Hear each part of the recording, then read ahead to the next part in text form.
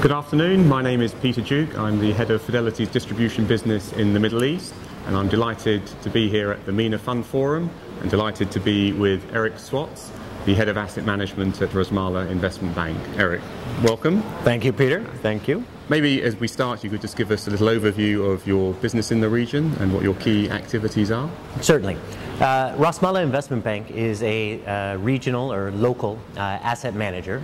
We focus on the management of funds and portfolios in the Middle Eastern, North African markets, and we do that from two locations, one from Cairo and one from Dubai. But we have operating businesses in Egypt, Saudi Arabia, the Emirates, as well as the UAE. And with the activities you're involved in asset management, what's been the flavour or interest from investors that you're dealing with? What we've seen over the past couple of years, 3 years approaching, I would say, is investors looking for quite conservative investment opportunities where they're able to earn some income or some sort of regular distribution on the monies which they've had invested. The market for these type of investment opportunities here in the region has provided investors with, very steady and quite strong returns over the past couple of years, particularly as the region has a kind of a yield premium vis-a-vis like-rated issuers from other parts of the world. So our investors have done quite well, earning regular distribution and coupon while maintaining investments in high-grade fixed income securities. And that's been a theme that has, as you say, rewarded investors. Do you think there is still some scope for investors to get decent returns from this area going forward? Well, Peter, I think there still is, although the scope for investment success or high returns is diminished somewhat. What hasn't changed is the very low level of deposit rates. And with the very low level of deposit rates, people sitting with monies in the bank deposits continue to get squeezed.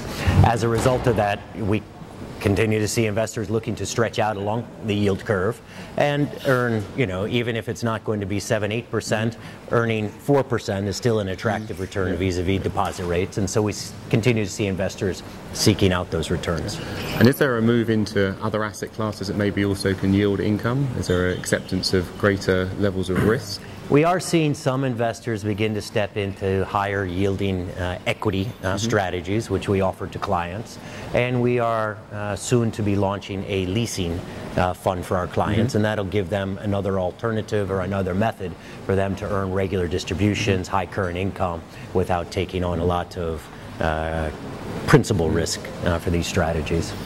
Actually, on that point of leasing, is that a new strategy for investors in this part of the world? Is it something that is understood? And if not, how do you get your message across in terms of the risk-reward characteristics? Well, leasing of equipment has been, a very big business and has been in existence for, for many decades.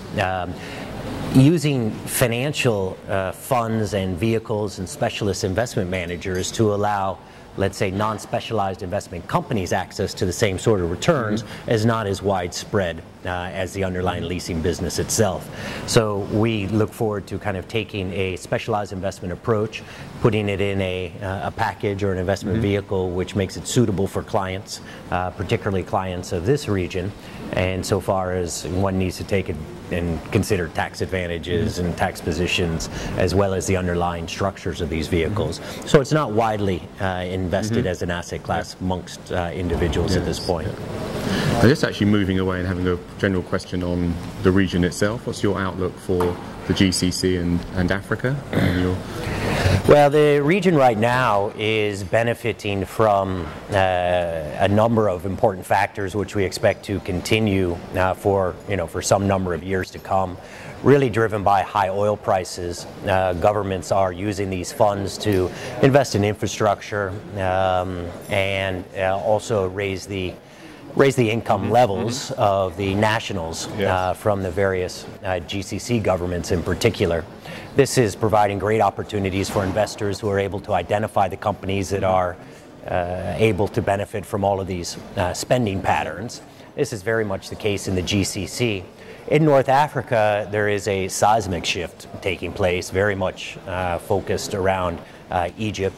Egypt is a huge market, very open market. Many different companies to invest within, and we have started to see international investors starting to put their toe back into the Egyptian equity market because they're able to, with the confidence that the, I don't know, the Mubarak risk, which has now been removed, that they're able to benefit from, you know, what is a very large equity market and very large consumer market as well.